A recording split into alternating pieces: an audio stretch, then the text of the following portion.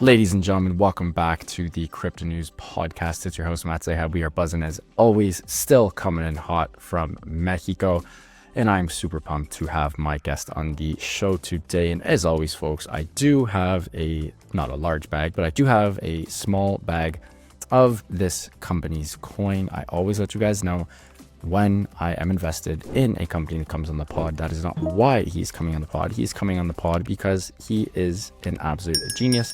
And he is the co-founder of Sei Labs, which I'm a big fan of. And like I said, I'm an investor of. But today we have Jay Jog on the show today, co-founder of Sei Labs, the team behind the Sei Network, a high-performance, low-fee, general-purpose blockchain designed for the best UX for developers and users.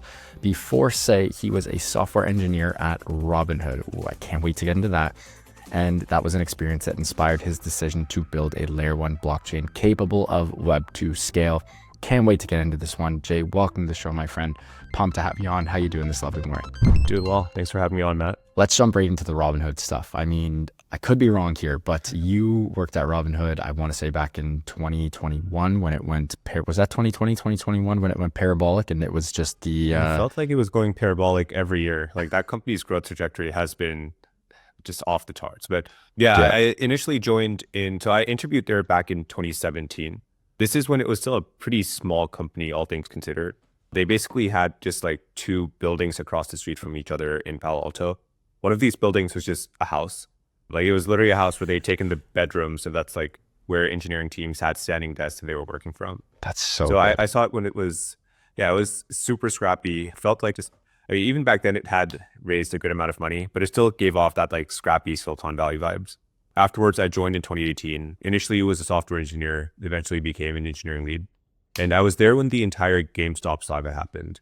And I guess for anyone that might not remember as well, during the Gamestop saga, there were around a dozen meme stocks that just started going parabolic.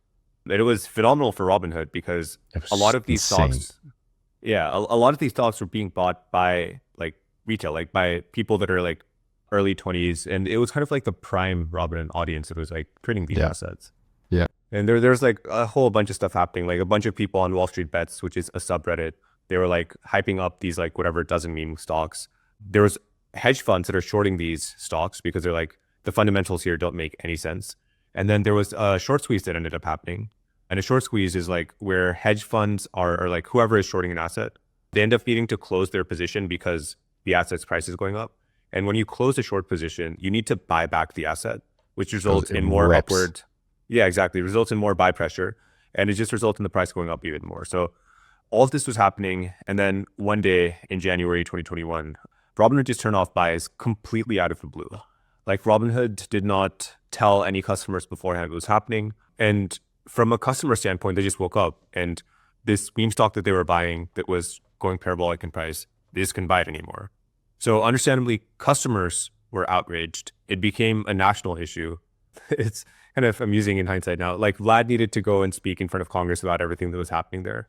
And yeah, like back then as an insider, it's like, it really sucks because beforehand you were like super proud to work there. You like brag about it to your friends. 100%. Yeah. Yeah. And then now it's like, okay, your friends are hitting you up with questions about what's happening. Like, I mean, you don't really have anything to be telling them because I mean, believe it or not, I was not in the room where Vlad and Beju were like making decisions. And yeah, man, it sucked. Like that kind of made me a lot more bullish on the idea of crypto for several reasons. One part of it is like this T+2 settlement period is like one of the root causes for this entire fiasco to take place initially, because there are counterparties that Robinhood needed to provide collateral to. And these counterparties were like, yo, give us like $3 billion by tomorrow. And Robinhood's like, wait a minute, we don't have that kind of money. And this kind of scenario only happens when you have this longer settlement period. And if you had instant settlement, like what you see on crypto, in today's case, for example, things settle in 400 milliseconds. But if you have something like that, then you don't really need this collateral to be provided.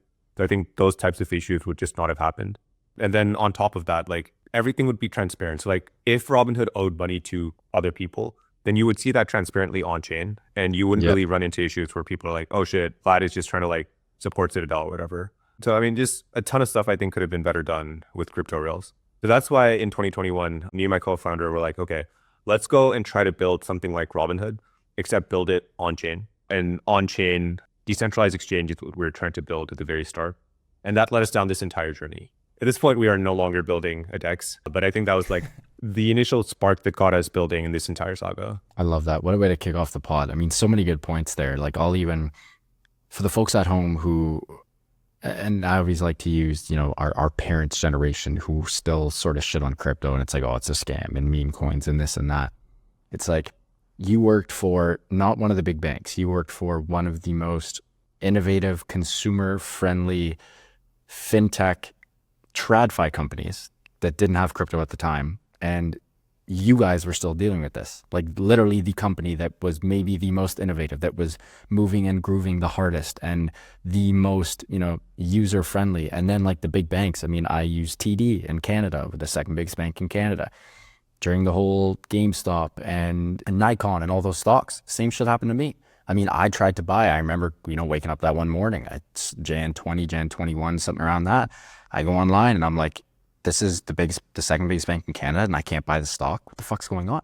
Like, you know what I mean? It wasn't just Robinhood. It was, and then again, your point about T+2, it makes absolutely no sense. We're in 2025. We have, autonomous agents coming out left, right, and center, and we still have what? It just does not make any sense. But that's a great way to kick it off. One thing that I think people don't appreciate is just how antiquated our current traditional financial system is. Yeah. Like there's a bunch of files that people keep sending back and forth between each other. There's manual intervention that's required in some parts of this as well. And yeah, I mean, the fact that it takes 2 days for things to settle, that made sense 50 years ago or something. But I think at this point that really needs to become obsolete. Sadly, I don't think it's going to be the US that leads the charge in terms of updating their traditional financial infrastructure. I think it's going to be countries where the traditional financial infrastructure is really not built in a good way right now. Yeah. They're going to be the ones that upgrade first. And I think US will be a much later kind of player to make a change like that. I agree. Like if you wanted to send me a rack right now, if you want to send me $1,000, I give you my bank info.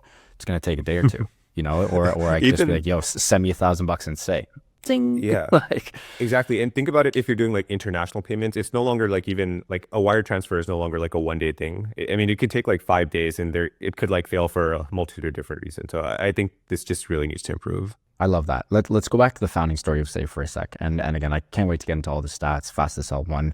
I mean, again, I'm a fan. I invested in your guys' company. I got in relatively early as well. I love the logo too. I think you guys have one of the sickest logos in all of crypto. We'll get into that as well. But you told me, obviously worked at Robinhood. You and your co-founder said, screw this. We're not doing this anymore.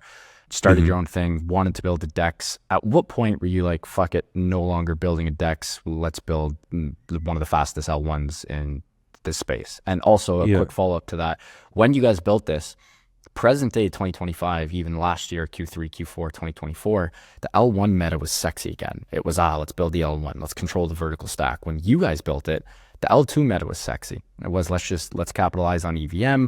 It's a hell of a lot cheaper. We can get it up to speed super quick. We don't need a lot of funding. Walk me through why you guys decided to go with an L1 instead of an L2, and then just sort of bring me through that founding story and finish off with the creation of the logo, because I friggin' love it. All right. Okay, so the first question was around L1 versus L2. And honestly, in hindsight, it's pretty incredible because when we got started, every single investor was asking us, why are you guys not building an L2?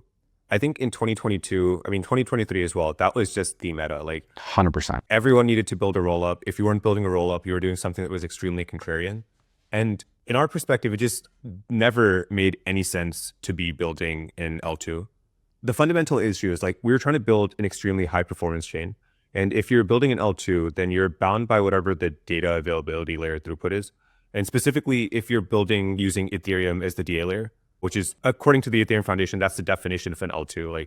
An Ethereum layer 2 scaling solution is one that uses Ethereum for DA. So if you're using that, then there's a certain amount of data throughput you can get. If you're using blobs, that ends up being around 7,000 transactions per second that can be supported if all of the blobs are being used by one rollup. And in reality, what's happening is you get substantially lower than that. I think in practice right now, we're getting somewhere around 200 to 400 transactions per second that you're actually able to get with blobs right now. So it's really low throughput, and that is being essentially bottlenecked by Ethereum. So if you are using Ethereum for DA, you just can't get good performance. If you are using an alt DA layer, then why not just build an L1 instead? And that's honestly why we haven't seen too many projects making use of alt DA to build a sovereign rollup or to build a Validium or something. In practice, what's happening is people are either building L1s now, or people are building these layer 2s that are using Ethereum for DA to be Ethereum aligned. But fundamentally back then, we're like, yeah, it's a performance bottleneck. We can't really compromise on that. I think now the industry is coming around to it. Anecdotally, based off what I've seen in the past 3 to 4 months, L1s are very sexy again. There's actually a lot of projects that are raising for L2s, like that are building L2s that are planning to launch like an L2 before, that are now shifting over and pivoting to becoming an L1 because they think it will make fundraising easier and it's more in line with the ethos. I think that's going to continue until Ethereum kind of is able to fix the issues that they're seeing right now. Like at the time of this recording, I think there's a ton of infighting within the Ethereum community, and no one really knows no one knows what direction to be going in. I think Vitalik trying to step in and say that like, okay, we're going to continue on this roadmap, but I don't think people are as excited about it. Like people want the L1 to be scaled instead of having this like roll-up centric vision. And I think that's going to cause greater kind of clash in the Ethereum foundation side. So I 100% agree there. Yeah. The second thing in terms of Sei origin story. So initially we wanted to build a DEX. We're like, okay, let's go and explore the chains that we can build it on. And we want to build it in the best way possible. So we want to build it using an order book type architecture. We looked at Ethereum L1. We're like, it makes literally no sense to be building it on Ethereum. We looked at other chains as well. The only chain that in 2021 made a little bit of sense was Solana. There was an example of Serum, which had an order book based exchange that was built on Solana. One thing that people don't appreciate is that that was incredibly clunky though. Like, yes, they built something that sort of worked, but there were a ton of issues that they ran into over there. There was like a ton of congestion that could randomly happen from any NFT mint on Solana, and like, I mean, you'd just be kind of out of luck. There was also like this entire like crank turning process that people don't really know anything about. But basically there's an upper bound for how many instructions you're able to include in a transaction on Solana. And because of that, people were like, Serum needed to be submitting multiple transactions in order to be placed and then like actually get settled, which isn't really it's not an elegant architecture. So back then we're like, okay, can't really be built on any chain right now if we want to build it in the best way possible. And then, I mean, there were basically two alternatives that we saw. One was build it in a DYDX v3 approach, which is just have everything be as centralized as possible. Interestingly, Hyperliquid has gone down a similar flavor now, where they are kind of like making the centralization trade-off. But I think that approach can work. That's not the ethos that we saw. I mean, especially coming from Robinhood, like we wanted it to be as verifiable, trustless as possible. So we're like, okay, let's build it. We can't really make any compromises on decentralization. So then we decided to just build our own chain. And that was actually when the name Sei initially came up. Because we wanted to, at that time, build something that was super fast and it was kind of high liquidity. And the name Sei, it's a Norwegian whale. And it's a Norwegian whale that like is one of the fastest whales out there. So it's a play on fast, and then it lives super deep in the water as well. So deep liquidity. And that's when we're like, oh shit, that's a phenomenal name. And that's actually before we'd even heard of Sui. Like, I don't even think at that time, like Mistin Labs had announced their fundraise. Like we came up with the name Sei, and then afterwards there's like Sui that had this like massive launch. And then people started confusing the two of us. We're like, shit, we had such a good name. And then now it's becoming confusing. But yeah, initially we were building an app chain, and then we kind of went through this like learning process where we're like, okay, with an app chain, you eventually want to start making it more general purpose because that's how you grow the ecosystem. It's really hard to make it successful by one app itself. And I think that's what historically every app chain has struggled with. Like in the first 6 to 12 months, I think it's easier to have excitement around the project. But then afterwards, like you really do need a bigger ecosystem. And that's why historically there hasn't really been any app chain that has become as big as a general purpose chain. Like the biggest app chains that come to mind would be projects like Osmosis. Yeah. I think Hyperliquid will be an interesting case study here because that might disprove my thesis, at least have one case that disproves it. But I think generally speaking, it's like general purpose chains are able to do better. And I think it's for a few different reasons. One of these reasons is that you're able to basically focus just on one part of the stack, which is building this base layer infrastructure. If you're building an app chain, then not only are you building the base layer infrastructure, you're also building the application and like doing the go-to-market from the application side. So it's just two of the hardest problems in crypto, and it's really difficult to do both of them well. Besides that, like if you are an app chain, then you just have one community that's supporting your project. If you're a general purpose chain like Solana, every single project that is building on Solana, they are indirectly supporting Solana. Exactly. Like everyone is kind of a Solana maxi in that case. So it just makes it much easier for those projects to succeed. That's why we kind of made the transition from being more of this app specific chain to being a general purpose chain in 2022. But in hindsight, I think that was one of the hardest and one of the best decisions that we made. because I think it made it much more feasible for us to scale the ecosystem. Yeah, I would say, you guys took the long road, and then like present day. I mean, what do we have popping off over the next couple of months? I think maybe even next month we have Monad, Bearchain, Mega ETH. Like, you got some big boys, some big gals coming out of the weeds, where it's like you guys got a nice little leg up on them, you know? Yeah, like one thing that people underappreciate is just how easy it is to have excitement on a project before a token launch, and how difficult it is to have excitement 18 months out. Yeah, sustaining this excitement is one of the hardest things in crypto, because as you said, there's like these new flashy things that are coming up every single month, and like look at Abstract. Like, everyone was so horny for Abstract that came out 2 days ago. I went on, I'm like, oh, maybe I can make a little bag on a couple meme coins here. Like, no offense to the Abstract team, and I love their UX. The UX is beautiful website, but like nothing works. Like, everyone on Twitter is like, change down day one. Like, you know what I mean? Yeah. And then before that, everyone was super horny about it. But sorry, keep going there. My apologies. Yeah. I mean, one thing I will say about Abstract is I think that they're approaching it definitely the right way. Like, building a project first before, for example, launching a token, or going through this entire like go-to-market process of, I think it's better to launch as quickly and aggressively as you can, even if there's like some sacrifices around the user experience, because those sacrifices are engineering problems that'll be fixed. So definitely respect Saigar and the rest of the Abstract team. From the, I guess, train of thought that I was on before. So yeah, we were initially building a general purpose chain. We made the decision to use COSM WASM smart contracts. So there's like different VMs with crypto, and like EVM is the most widely used one. Then there's SVM, which is Solana's T-level runtime. That's also, I would say at this point, more popular. And then outside of that, there's like just a long tail of like VMs that really don't get much usage. The biggest of these long tail VMs would be MoveVM, which I think surprisingly has an astonishingly low market percentage of VM usage, even though chains like Sui and like Movement, they've done a pretty good job of like getting attention, at least around the token. And then, I mean, then there's like other long tail like COSM, WASM, and Fuel. So initially we're like, okay, we want to build the best tech, which involves using the best VM. Can't be using the EVM here, so we'll make use of COSM, WASM. In hindsight, that was like one of the worst decisions we made, because when you're using a alt VM, there's no developers that want to come and start building on your chain. Like, if you look at the distribution of developers in crypto right now, almost all of them are EVM developers. That was definitely the case in 2023 when we launched. I think 2023 when we launched, it was like even more extreme, because like right after we launched, there were a bunch of just so much stuff that went down. But at that time, like Solana was at one of its lowest points, because that's like a few months after FTX had collapsed. So it was just not like a good situation for any VM outside of EVM.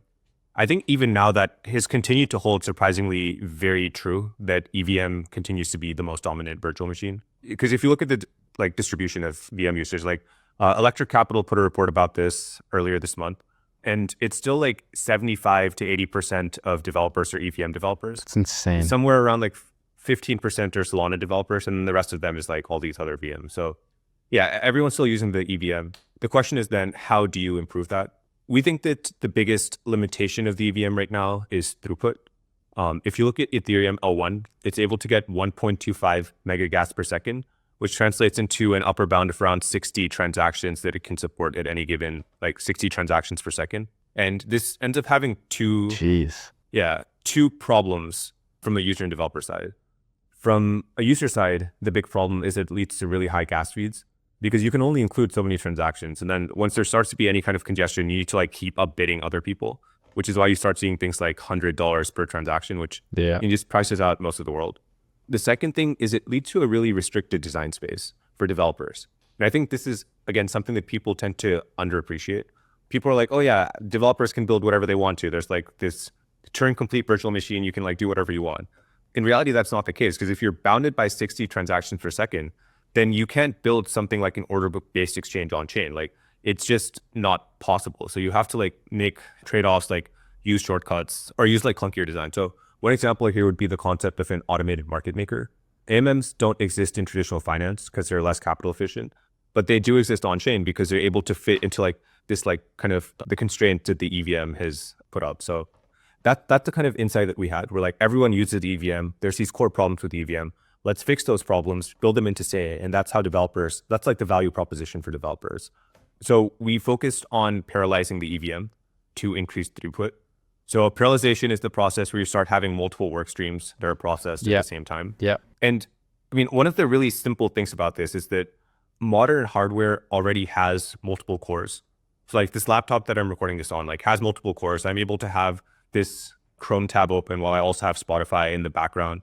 And like, we're just not using it with the EVM, which is so silly. Like you already are using this hardware to run the EVM. Yeah, It's a good you're using point. the hardware to run this EVM, good and like point. you're not making use of all the cores that it's offering. So like, it doesn't make any sense. So that's how we started approaching it. There's a lot of different things you need to tweak along with that as well, like the storage side of it, for example, so that you're able to have efficient state accesses and you're able to prevent things such as state bloat. But yeah, overall, we're able to get that built. It launched in July of last year, and turns out that people really like that idea. So there ended up being a good amount of projects that were launching on chain. So we started seeing the ecosystem grow like a huge amount, especially compared to the Cause and Wasm days. Yeah. And I think now the next thing on our roadmap is going to be continuing to scale the EVM. Because from Sei Labs side, like the core thesis that we built up is that the EVM is here to stay. And our mission, therefore, is to scale the EVM. So the next part of that journey is to basically help get this Google level scale. And that's something that no chain is able to do right now. So the way that we're approaching that is by just completely rebuilding the EVM, every single part of it from scratch. So we're changing the way that the client itself is written, and we're also changing the way that other parts of it work, such as consensus, to be able to get ideally up to 5 gigagas per second in a decentralized environment. Wow. That was a great explanation. Jay, you're on a roll here. We're going to take a quick break. Give a huge shout out to our sponsor of the show. When we get back, a couple things I want to talk about that you've discussed in the past. And of course, we're going to keep buzzing on Sei, but stablecoin tooling and AI agents. I'm a betting man, and I am a betting man. You guys are working on both of these problems per se, and we'll be providing some solutions to these. But until then, huge shout out to Prime XBT, longtime friends and longtime sponsors of the Crypto News podcast. We love the team at Prime XBT, is they offer a robust trading system for both beginners and professional traders. It doesn't matter if you're a rookie or a vet. You can easily design and customize your layouts and widgets to best fit your trading style. Prime XBT is also running an exclusive promo for listeners of the Crypto News podcast. Use the promo code CryptoNews50, that's CryptoNews50, all one word, to receive 50% of your deposit credited to your trading account. And now back to the show with Jay. Stablecoins. In my opinion, and this isn't like some Matt original thought here that's hogwash, but from people like you, a hell of a lot smarter than me, where I've stolen thoughts from. The two, at least right now, the two biggest use cases in crypto are still pretty much centralized exchanges and stablecoins. I was just in Argentina for 2 months back in Q4. I saw the power of stablecoins in Argentina. People use them all the time. People use them when you get paid in ARS, in Argentinian pesos. It is a shitty currency. They will literally swap it to Tether right away. They'll hold that Tether, and when they need pesos, they go to the Cambio guy. They're always yelling, Cambio, Cambio, Cambio. They go to the Cambio guy. They Cambio it up. They change. I've seen the use cases. A lot of businesses accept Tether as well. And then there's, of course, if you want to send me money, I want to send you money. I'm Canadian, you're American. It's a shit show. Stablecoins make sense. Centralized exchanges, just onboarding the masses, still one of the more clean products in the whole space. But stablecoin tooling, something that I really, really think can sort of unlock that next frontier of mass adoption. I know you and the team are working on this. I'd love if you could explain why we haven't really found product market fit yet and what you guys are doing to create this solution. Yeah, so I strongly agree with what you said before. I think that there's just two things in crypto that have found product market fit so far. The first, as you said, is stablecoins, and the second is just this broader idea of trading. Within trading, I agree that I agree that on-chain trading really hasn't found the same amount of traction as centralized exchanges have. I think largely because of the UX limitations tied to trading on-chain. Bingo. But outside of that, I think that, there really hasn't been that much that has found PMF in crypto so far. A lot of other things are still quite experimental. In terms of how I see stablecoins, the biggest thing that I think crypto is useful for is allowing parties that don't trust each other to interact in a verifiable way. So if you think about like what you actually need that for, I think it's different flavors of finance that really benefit from that. Like if you have something like a game, then I think it's much more nebulous. And I mean, to be clear, Sei has a ton of games that are building on Sei, so I'm very supportive of games. But I think having like all this, having every single step in the game be verifiable on chain, I don't know if it has the same value to the world as it does for like anything tied to financial data where there's money at stake to be verifiable. Completely agree. And that's why I think stablecoins are a very clear use case for crypto. And I think that's why they're one of the things that have really been able to take off. I mean, first of all, they allow instant settlement, which is just, as we were talking about before, like massive massive in terms of the UX improvement compared to like doing a wire transfer, like an ACH or something. So I see it as kind of being a no-brainer for people to use that in the longer term, especially in countries where they don't have stuff like Venmo, for example, that like creates like abstraction layers on So top easy. of Yeah. the financial system. So yeah, I mean, I definitely see stable coins becoming more and more prominent. And I think one thing that's been kind of a question mark around this before is like support from like US regulators around stable coins. And honestly, from my perspective, that's been really confusing because the US government benefits a lot when stable coins are used because it helps USD continue being the primary thing that is 100%. being used for commerce. And 100%. like from an American hegemony standpoint, like that's exactly what you would want. So it is odd that the US government has been as against it as it was in the past. In terms of what needs to happen now, so I think one of the issues is like on chains like Ethereum, you just can't really send things cheaply. So you do need to make sure that the experience is extremely fast, extremely cheap, which a lot of next generation chains like Sei are enabling. The second part of it is you need to create abstraction layers to make it easy for people to send and receive these tokens that are better than whatever is currently there on the market. So like if you build something like Venmo, except make it better than Venmo, I think that's when you'll start seeing people make more use of stable coins for payments over something like I love that. that Yes. that already exists. Yeah. And I think in other countries, there is no equivalent to Venmo. So you can just build something like Venmo and that'll probably help get some amount of traction. In countries like the United States, I think it's a much harder problem. And that's why I don't think a lot of these stablecoin payment companies have been able to find as much PMF in places like the United States. So yeah, like from our side, we are focused on scaling the L1. I think that's something that will make it substantially easier to have a large amount of stablecoin activity happening on chain. And then the Sei Foundation, I think, is working with teams to like figure out the best way to position themselves and to like build a product that'll be better than something like Venmo. Yeah, well said. I mean, the only real, and I'm in the exact same yacht as you here, Jay, but like the one thing is how the average person isn't sending cross-border transactions. You know, like the average person is not sending money from me to you in Canada, or right now me in Mexico to you in the United States. It's just with friends. We go to dinner, we split the bill, blah, blah, blah. We tap our phones, Venmo, Apple Pay, blah, blah, blah. So I agree with you. There's really not that need. Another thing the trendiest topic present day is, of course, AI agents. You know, you have friggin' OpenAI's operator, you have DeepSeek, everyone's losing their shit about agents.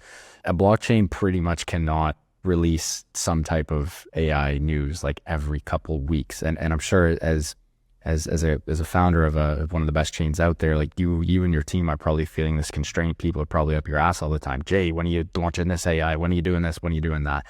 What's your take on like the future of crypto AI agents, and what are you guys at Sei doing to work some magic here? Yeah.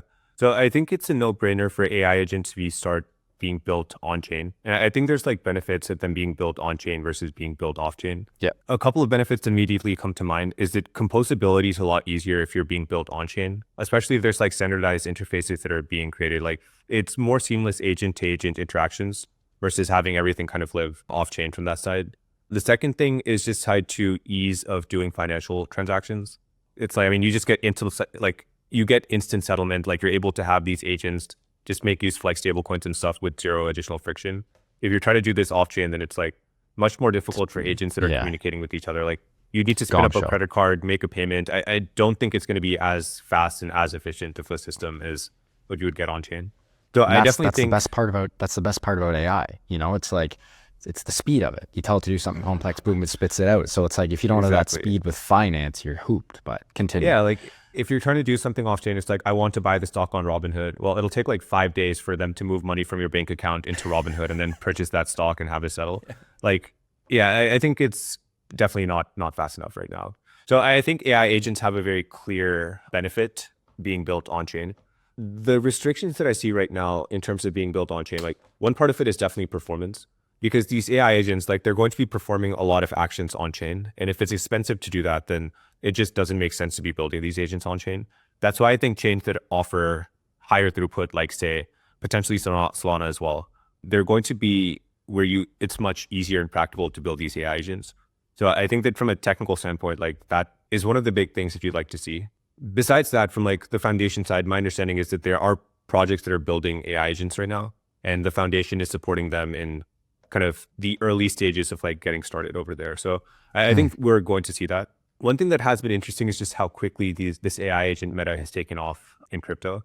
I think one part of that is because they're, in a way, kind of glorified meme coins. Like even something like virtuals, the way they're 100%. built, it's like pumped out 100%. fun, right? With like the aspect of like creating a token, having a bonding curve, having it like graduate. So I think that has really supercharged it, and I think that'll help it continue to stay in the limelight for at least some amount of time, maybe a month or two more. And during that time, we'll start seeing whether these agent-to-agent interactions are able to start taking place. And I think that will be like the big unlock that result in it becoming like something like stablecoins, which is in it kind of for the longer term. Yeah, I completely agree there. The one thing, I think the part of AI agents in crypto that I'm most excited for, Jay, is the ability to actually trade, where I can be like, hey, do research on the top 20 companies within the Sei ecosystem and invest 1,000 into each of these via this account. Boom, fire away. Like that's what I'm excited for, and I feel like we're getting pretty darn close to that, I think. Yeah. I mean, if we're able to do that, that'd be such a huge win on user experiences. Because like right now, if you're trying to use like a hardware wallet or like use a custodian or something, it's so clunky to do anything. Yeah. So I'd love to see, just be able to tell them like, yeah, buy, or like at the very least, it's just buy these specific assets for me and then just have it be taken care of. And hodl it. Yeah, I love that. Yeah. Jay, what an episode, man. One last question before we let you go. This has been an absolute treat.